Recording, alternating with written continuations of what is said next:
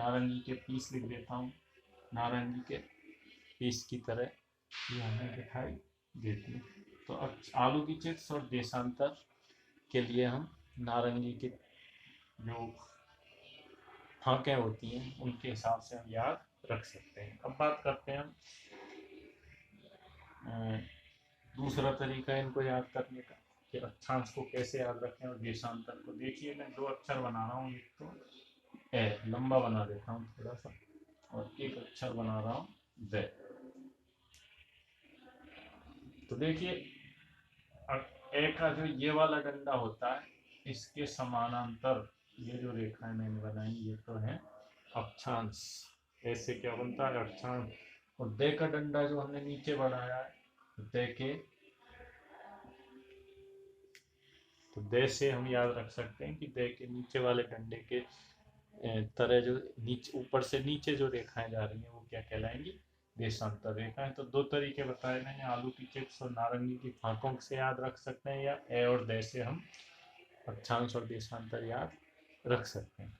तो ये अक्षांश और देशांतरों के बारे में इतना ही काफ़ी है। बाकी किसी दिन अक्षांश देशांतर का पूरा टॉपिक लूंगा। वास्तव में ये अक्षांश होती क्या है, रेखा है, कोण है, इनको डिग्री में क्यों लिखते हैं, इन पे बाद में बहस करेंगे। जो काम की चीज़ें थी वो मैंने बता दी हैं, जो हमें स्थिति जानने के लिए ज्ञात करनी है, क्योंकि हम भारत की स्थिति और राजस्थान की स्थिति पढ़ रहे हैं। तो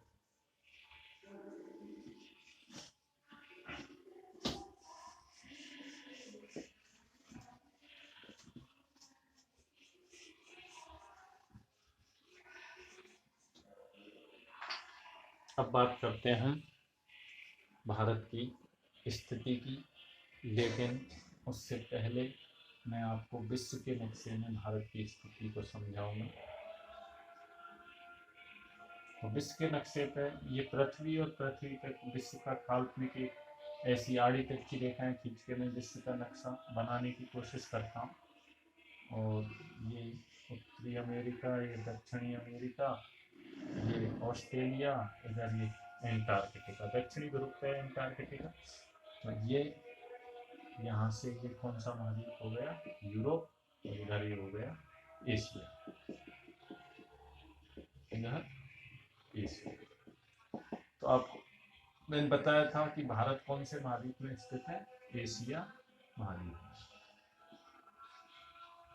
तो ये भारत की स्थिति। तो देखो बच्चों, यहाँ से ये रेखा जो गुजर रही है ये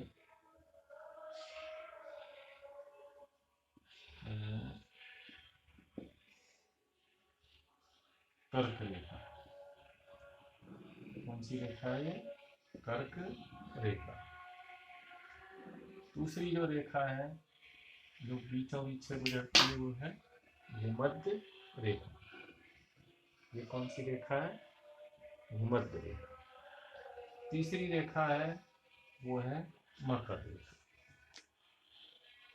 बताइए भारत से कौन सी रेखा गुजर रही है, नाम लिख देता हूँ मैं, कर्क, भूमध्य और मकर। दूसरी स्थिति की बात करें तो भारत के नीचे ये जो महासागर है ये है हिंद महासागर।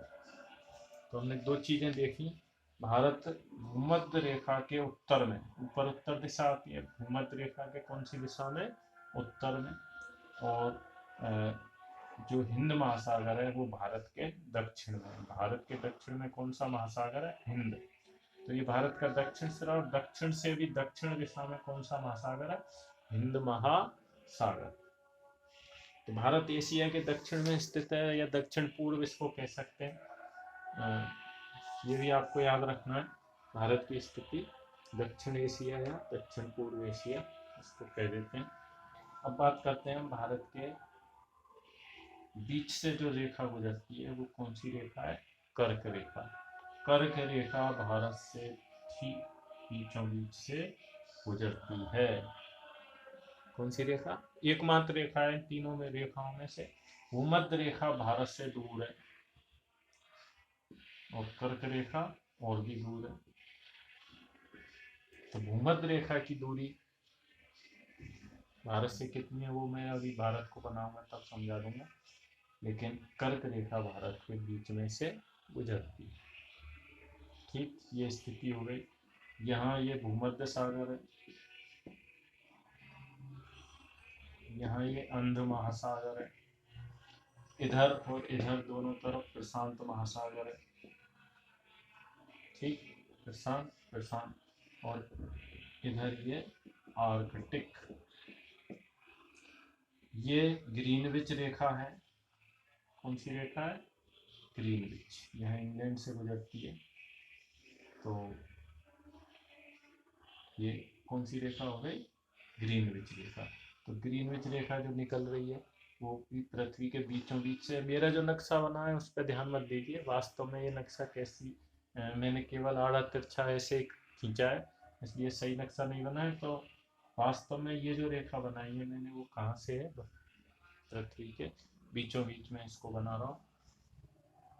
तो ये ग्रीनविच रेखा, ये इंग्लैंड में एक प्रयोगशाला है ग्रीनविच। लंदन शहर जो है इंग्लैंड की राजधानी, वहाँ पे एक प्रयोगशाला वेधशाला है इससे संबंधित, भूगोल से संबंधित। तो उसके नाम पे उस प्रयोगशाला वो ग्रीनविच नामक जगह पे होने के कारण इस रेखा का नाम ग्रीनविच रेखा कर दिया गया। तो इस तरह से ग्रीनविच रेखा भारत से काफ़ी दूर है। तो भारत से अब ये जो ग्रीनविच रेखा है, ग्रीनविच रेखा के इधर वाला हिस्सा ये तो कहलाता है पूर्वी गोलार्ध। और इसमें ये जितने भी देशांतर आएंगे ये सारे देशांतर कैसे आएंगे? पूर्वी देशांतर, क्योंकि पूरा देशांतर। और इधर वाला कहलाता है पश्चिमी गोलार्ध। क्या कहलाता है? पश्चिमी गोलार्ध। समझा चुका हूँ पहले, पश्चिम दिशा वाला पश्चिमी गोलार्ध। तो इस ग्रीनविच रेखा के पश्चिम में जितने भी देशांतर आएंगे वो सभी क्या कहलाएंगे? पश्चिमी देशांतर। क्या कहलाएंगे? पश्चिमी देशांतर। तो देखिए इधर पूर्वी गोलार्ध में पूर्वी देशांतर और इधर पश्चिमी देशांतर। ऐसे ही हम ये भूमध्य रेखा, पृथ्वी के ठीक बीचों बीच की रेखा क्या होती है? भूमध्य रेखा। भूमध्य रेखा से ऊपर जो अक्षांश है, अब अक्षांश बना रहा हूं मैं, अक्षांश याद करें कौन सी रेखाएं बना रहा हूँ? अक्षांश। भूमध्य रेखा से ऊपर जो अक्षांश रेखाएं जिनको हम उत्तर दिशा की तरफ दिखाते हैं वो सभी क्या कहलाती हैं? उत्तरी अक्षांश। और भूमध्य रेखा से नीचे कौन सी? भूमध्य रेखा से नीचे ये जो अक्षांश हैं ये सारे कहलाते हैं दक्षिणी अक्षांश। ठीक, उत्तरी अक्षांश और दक्षिणी अक्षांश। तो इस तरह से उत्तरी और दक्षिणी अक्षांश की हम बात करते हैं। तो कर्क रेखा के लिए हम कहते हैं 23.5 डिग्री उत्तरी अक्षांश। क्यों कहते हैं ऐसा? क्योंकि ये उत्तर दिशा में। कौन सी दिशा में? उत्तर दिशा में। कौन सी, किससे उत्तर दिशा में? भूमध्य रेखा से उत्तर में है। तो भूमध्य रेखा से दक्षिण में जो 23.5 डिग्री है उसको बोलेंगे 23.5 डिग्री दक्षिणी अक्षांश। और उसको क्या नाम दे दिया हमने? मकर रेखा। कौन सी रेखा? मकर रेखा। कर्क हो गई और मकर हो गई। अब हम बात करते हैं भारत की वास्तविक स्थिति की। तो ये तो विश्व में मैंने आपको कर्क, मकर और भारत से कौन सी रेखा दूर है, कौन सी नजदीक है, कौन सी उत्तर है, कौन सी दक्षिण है, ये सारी बातें मैंने आपको क्लियर की। अब मैं बात करता हूँ भारत की वास्तविक स्थिति की। हमको अगर भारत की स्थिति पूछी जाए तो हमें क्या बताना है? तो भारत की स्थिति देखते हैं अब हम। ये विश्व का, ये पूरी पृथ्वी, ये भूमध्य रेखा और ये भूमध्य रेखा से ऊपर है भारत। ये भारत है। इससे बना देता हूँ जिससे आपको सही से क्लियर हो जाए।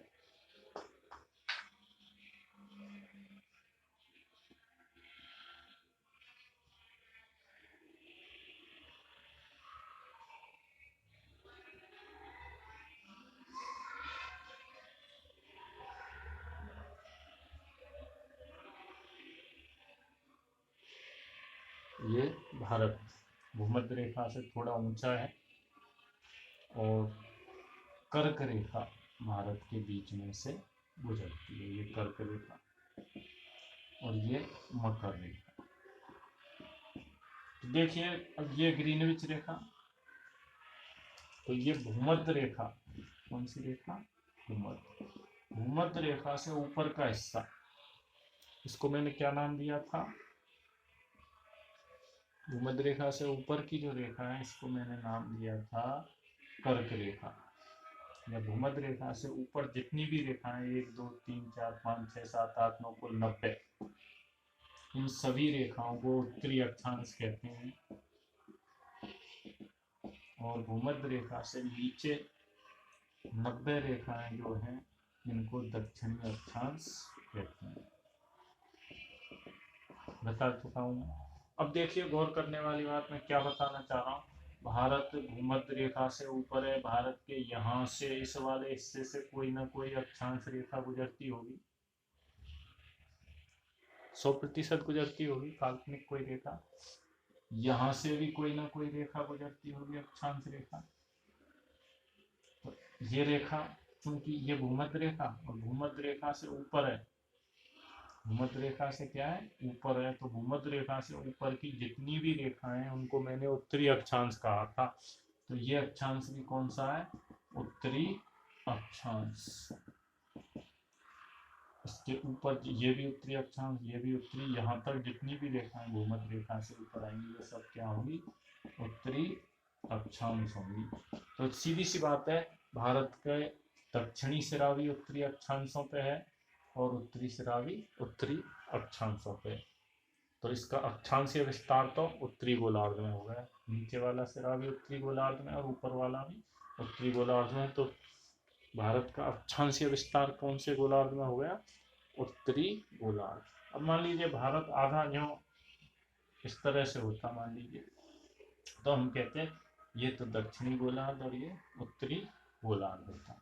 नीचे वाला जो अक्षांश होता वो तो दक्षिणी अक्षांश होता और ये होता वो उत्तरी अक्षांश होता। लेकिन वास्तव स्थिति क्या है? भारत का ये सिरा भी उत्तरी अक्षांश में के बीच में और ये भी उत्तरी अक्षांश पे है। तो इस तरह से भारत के जो दोनों सिरे हैं, ऊपर और नीचे, यानी उत्तर और दक्षिण का सिरा, दोनों ही उत्तरी अक्षांशों पे स्थित हैं। इसलिए बहुत से बच्चे कंफ्यूज हो जाते हैं कि साहब भारत का दक्षिणी सिरा दक्षिण में है तो उसके नीचे दक्षिणी अक्षांश क्यों नहीं लिखते? क्या लिखना चाहिए दक्षिणी अक्षांश? नहीं। अगर भारत दक्षिणी गोलार्ध तक जाता तो हम उसके नीचे के सिरे के आगे दक्षिणी अक्षांश लिखते, लेकिन भारत तो पूरा का पूरा उत्तरी गोलार्ध में उत्तरी अक्षांशों पर स्थित है, इसलिए उसके नीचे वाले सिरे को भी क्या लिखा जाता है? उत्तरी अक्षांश। ऐसे ही देशांतरों की हम बात करें, ये जितने भी देशांतर हैं जो पूर्वी गोलार्ध में हैं वो सभी पूर्वी देशांतर कहलाते हैं। कुल 180 है ऐसे, इधर 180 देशांतरों को पूर्वी देशांतर और 180 देशांतरों को 1 डिग्री 2 डिग्री 3 डिग्री इस तरह से 180 तक जाते हैं। तो 180 पश्चिमी देशांतरों को क्या कहते हैं? पश्चिम में जाने वाले देशांतरों को पश्चिमी देशांतर कहते हैं। अब यहाँ मैं ये समझाना चाह रहा हूँ कि भारत के इस वाला सिरा, ये वाला सिरा जो पश्चिमी सिरा है, पश्चिम दिशा है इधर, तो भारत के इधर पश्चिमी दिशा से कोई ना कोई देशांतर रेखा गुजरती होगी। पूर्वी देशांतर, पूर्वी सिरे से भी कोई ना कोई देशांतर रेखा गुजरती होगी। ये जो रेखा है, तो देखिए इधर से भी पूर्वी देशांतर रेखा गुजरी और इधर से भी पूर्वी देशांतर रेखा गुजरी। तो भारत का देशांतरीय विस्तार पूर्वी गोलार्ध में है, इसलिए दोनों सिरे, देशांतर के दोनों सिरे पूर्वी देशांतर से ही आएंगे। इसको और विस्तार में पढ़ते हैं, अलग से भारत का मैप की तरफ चलते हैं हम। तो अब भारत की वास्तविक स्थिति देखिए आप।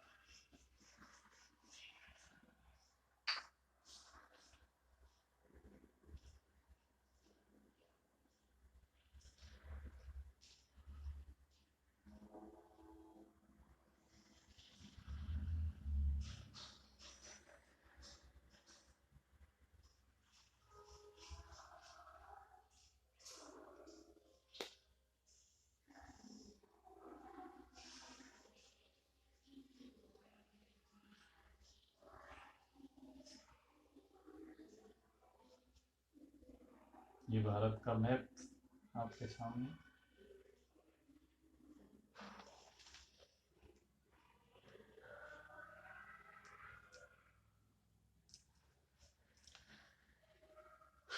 भारत का नक्शा, और भारत का नक्शा आपको मैंने बता दिया है। भारत की जो स्थिति वो कौन से महाद्वीप में, एशिया महाद्वीप में। भारत एशिया महाद्वीप में स्थित है। आपको मैंने ये भी बता दिया है कि एक रेखा कर्क रेखा भारत के ठीक मध्य से गुजरती है। कौन सी रेखा, कर्क रेखा। कर्क रेखा भारत के मध्य से गुजरती है। भारत से काफी दूर है भूमध्य रेखा, इसमें मैं जगह नहीं है बोर्ड में, तो मैं भूमध्य रेखा को काफी नीचे कल्पना कर रहा हूं उसकी, भारत से काफी नीचे है। तो कर्क रेखा भारत से बीच से निकल रही है। तो भूमध्य रेखा भारत से दूर है, इस दक्षिणी सिरे से काफी दूर है। वो दूरी भी मैं बताऊंगा कितनी दूर है। फिलहाल हम बात करते हैं भारत की स्थिति की। तो देखिए, मैं अभी जब पृथ्वी के नक्शे पे आपको समझा रहा था कि ये मान लीजिए भारत, और भारत का इस वाले सिरे से जो अक्षांश रेखा गुजरेगी, क्योंकि भूमध्य रेखा से ऊपर है भारत, इसलिए इस वाले सिरे से भी ये जो रेखा गुजरेगी ये भी अक्षांश होगी। कौन सी, उत्तरी। और इधर से भी जो अक्षांश रेखा गुजरेगी वो भी क्या होगी, उत्तरी अक्षांश। तो अब रेखाएं कैसे, रेखाएं मैंने आपको बताया, ये 0 डिग्री है भूमध्य रेखा, 1 डिग्री, फिर 2 डिग्री, फिर 3 डिग्री, फिर 4 डिग्री, फिर 5 डिग्री। छोटी जगह है, ज़्यादा नहीं बता पाऊंगा। बाकी ये 90 रेखाएं होती हैं, यहाँ से यहाँ तक कितनी, 90। फिर नीचे शुरू करूंगा मैं, 0 डिग्री के भूमध्य रेखा के बाद 1 डिग्री, 2 डिग्री, 3 डिग्री, 4 डिग्री, ये भी 90 रेखाएं। ये 90 रेखाएं ये कहलाती हैं दक्षिणी अक्षांश, और ये रेखाएं कहलाती हैं उत्तरी अक्षांश। अब देखिए, भारत के नीचे सिरे से भी उत्तरी अक्षांश रेखा गुजर रही है, और ऊपर के सिरे से भी भारत के कौन सी रेखा गुजर रही है, उत्तरी अक्षांश। तो भारत का अक्षांशीय विस्तार। अब हम बात करते हैं भारत से जो रेखाएं गुजरती हैं। देखिए, ये जो रेखा है ये अक्षांश रेखा भारत के नीचे से, नीचे वाले सिरे को छूती हुई निकल, ये रेखा है 8 डिग्री 4 मिनट। कौन सी रेखा है, 8 डिग्री 4 मिनट। और इसके आगे, चूंकि मैंने आपको बताया उत्तरी अक्षांश, तो इसके आगे हम क्या लिख देंगे, उत्तरी अक्षांश। ठीक। अब देखिए, आगे बढ़ते हैं। 8 डिग्री के बाद 9 degree, 10 degree, 11 degree, 12 degree, 13 degree, 14 degree, 15, 20, 25, जो ये 20, 21, 22, और ये कौन सी हो गई, 23.5। ये कितनी है, 23.5 डिग्री। कौन सी, उत्तरी अक्षांश, जिसको हमने क्या नाम दिया, कर्क रेखा। क्या नाम दिया, कर्क रेखा। तो 23.5 डिग्री, 23.5 के बाद 24, 25, 26, 27, 28, 29, 30, 31, 32, 33, 34, 35। तो यहाँ जो रेखा गुजरेगी वो भी कोई ना कोई अक्षांश रेखा होगी। वो रेखा है 37 डिग्री 6 मिनट। देखिए, ये गोल बिंदी जो बनाता हूँ ये डिग्री को दिखाती है, और ये जो कोमा लगाता हूँ मैं ये मिनट को। अगर 2 कोमा लगा दूं तो वो सेकंड को दिखाएंगे, ये भी आपको याद रखना है। डिग्री में कोण को बताया जाता है। वास्तव में ये रेखाएं कोणों पे बनी होती हैं, वो अक्षांश देशांतर का पढ़ेंगे तब देखेंगे इस चीज को कैसे बनती है ये। फिलहाल यहाँ डिग्री में ही याद रखें इनको, 37 डिग्री 6 मिनट। अब मैंने बताया भारत के नीचे का सिरा है वो भी उत्तरी अक्षांश, और ऊपर का सिरा है वो भी उत्तरी अक्षांश। तो यहाँ हम लिखेंगे उत्तरी अक्षांश। नीचे का सिरा उत्तरी अक्षांश, ऊपर का सिरा उत्तरी अक्षांश। अब देखिए भारत का अक्षांशीय विस्तार। अक्षांश कौन सी रेखाएं होती हैं, ये वाली पूरब से पश्चिम या पश्चिम से पूरब जाने वाली रेखाएं अक्षांश होती हैं। तो भारत का अक्षांशीय विस्तार हो गया 8 डिग्री 4 मिनट उत्तरी अक्षांश से, 37 डिग्री 6 मिनट उत्तरी अक्षांश। भारत का अक्षांश विस्तार क्या हो गया, 8 डिग्री 4 मिनट उत्तरी अक्षांश से 37 डिग्री 6 मिनट उत्तरी अक्षांश। तो ये अक्षांशीय स्थिति क्लियर भारत की। अब हम बात करते हैं देशांतरीय स्थिति की। तो देखिए ये पूर्वी देशांतर पूर्व दिशा में, ये भी पूर्वी देशांतर, ये भी पूर्वी देशांतर। इधर जो जाएंगे वो पश्चिमी। इधर वालों से हमें मतलब नहीं है, हम भारत की बात करते हैं। भारत पूर्वी गोलार्ध में, तो भारत के इधर से जो रेखा गुजरती है वो भी पूर्वी देशांतर, और भारत के इधर से जो रेखा गुजर रही है वो भी कौन सी देशांतर है? पूर्वी देशांतर। तो इस तरह से ये दो रेखाएं भारत के दोनों सिरों से गुजरेंगी, एक इधर से और एक इधर से। यहाँ मैं बताऊं, एक रेखा यहाँ से गुजरेगी इस वाले सिरे को छूती हुई, और एक रेखा इधर से इस वाले सिरे को छूती हुई निकलेगी। तो ये जो देशांतर है ये भी पूर्वी देशांतर। क्या सर बेवकूफ बना रहे हो? ये पश्चिम दिशा में पश्चिमी देशांतर क्यों नहीं लिख रहे? मैं बार बार समझा रहा हूँ, पूर्वी देशांतर ये इधर वाले भी और इधर वाली भी, इसलिए इसको पश्चिमी देशांतर मत लिख देना। पश्चिम दिशा में है भारत के, लेकिन ग्रीनविच रेखा के पूर्व में है, इसलिए क्या लिखना है? पूर्वी देशांतर। ये पूर्वी देशांतर। और इधर भी क्या लिखना है? पूर्वी देशांतर।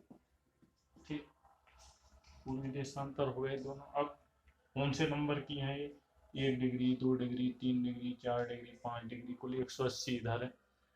अब उनमें से देखिए ये है 68 डिग्री और ये है 97 डिग्री। और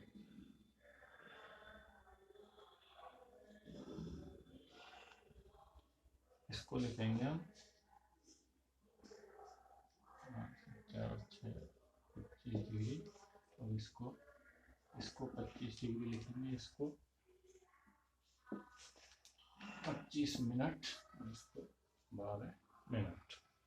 तो इस तरह से 8, 37, 68 डिग्री और 97 डिग्री, ये 4 रेखाएं भारत की स्थिति को इंगित करेंगी। देख फिर से सुनिए, 8 डिग्री 4 मिनट उत्तरी अक्षांश से 37 डिग्री 6 मिनट उत्तरी अक्षांश, और 68 डिग्री 12 मिनट पूर्वी देशांतर।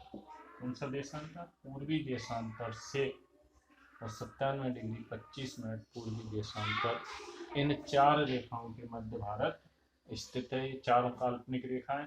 तो अगर आपसे पूछा जाए तो भारत की अक्षांशीय, भारत की स्थिति अगर पूछी जाए, क्या पूछी जाए? स्थिति, तो आपको उत्तर यही लिखना है, भारत 8 डिग्री 4 मिनट उत्तरी अक्षांश से 37 डिग्री 6 मिनट उत्तरी अक्षांश, इन दोनों के मध्य इसकी देशांतरीय स्थिति है। ये सॉरी अक्षांशीय स्थिति हो गई ये तो भारत की। और अगर आपसे पूछी जाए देशांतरीय स्थिति, तो आपको उत्तर देना है 68 डिग्री 12 मिनट से 97 डिग्री 25 मिनट। इसमें आपको दोनों के सामने लिखना है पूर्वी देशांतर। इसमें भी क्या लिखना है? पूर्वी देशांतर। तो ये भारत की स्थिति। तो अभी हमने बिंदु शुरू किया था भारत की स्थिति। भारत की स्थिति समझाने के लिए मैंने लगभग 1 घंटे का समय लिया है। 1 घंटे में हमने क्लियर किया कि भारत की स्थिति वास्तव में क्या है। स्थिति क्या है? भारत की अक्षांशीय एवं देशांतरीय विस्तार को दर्शाने को ही भारत की स्थिति कहा जाता है। तो स्थिति अगर शब्द पूछा जाए तो स्थिति में वैसे तो बहुत सारी चीजें मैंने बताई। भारत एशिया महाद्वीप में स्थित है, यानी भारत की स्थिति कहाँ है? एशिया महाद्वीप में। भारत दक्षिण हिंद महासागर के उत्तर में स्थित है, तो भारत की स्थिति वहां भी क्या हो गई? हिंद महासागर। ये पहचान है भारत की। मैं बता रहा था पड़ोस से, मेरा मकान उस फला आदमी के पड़ोस में है। कोई पहचान चिन्ह या कोई व्यक्ति जो, तो इस तरह से ये भारत की स्थिति। तो छात्रों आज के लिए इतना ही काफ़ी है। हमें केवल आज भारत की अक्षांशीय स्थिति के बारे में, अक्षांशीय और देशांतरीय विस्तार के बारे में मैंने चर्चा की। आशा करता हूँ आपको कुछ समझ में आया होगा, और अगर नहीं आया है तो इस वीडियो को बार बार देखें, कमेंट बॉक्स में कोई कमेंट करें जिससे मैं उसका समाधान करूं। कोई प्रश्न आपके मन में, कोई शंका, या मैंने कुछ गलत बता दिया हो तो उसको, उसकी तरफ मेरा ध्यान आकृष्ट करें ताकि मैं उसको सही कर सकूं। और हो सकता है हम पढ़ाते पढ़ाते कई बार ऐसा होता है कि हम कुछ गलत बता जाते हैं और हमें लगता है हम सही बता के जा रहे हैं, तो उस पर भी आप चर्चा करें। कोई किसी तरह की ऐसी शंका आपके दिमाग में हो उसका समाधान भी आप पूछ सकते हैं। इसके अलावा ये जो टॉपिक है इसको मैं आज यहीं समाप्त करूँगा, लेकिन आपसे एक रिक्वेस्ट करूँगा कि मेरा जो ये चैनल है इसको कृपया सब्सक्राइब करें, शेयर करें और लाइक करें। ज़्यादा से ज़्यादा लोगों को शेयर करने का प्रयास करें ताकि आपकी तरह वो भी इस टॉपिक का लाभ उठा सकें। तो अगले टॉपिक में फिर मिलते हैं। अभी हमारी स्थिति पे चर्चा हुई है, वो भी केवल भारत की स्थिति। अभी हमें भारत के विस्तार पे चर्चा करनी है, राजस्थान की स्थिति और राजस्थान के विस्तार पे भी चर्चा करनी है। इनके चर्चा करने के बाद फिर अगला कोई टॉपिक लेंगे। फिलहाल आज के लिए इतना ही काफ़ी है। धन्यवाद।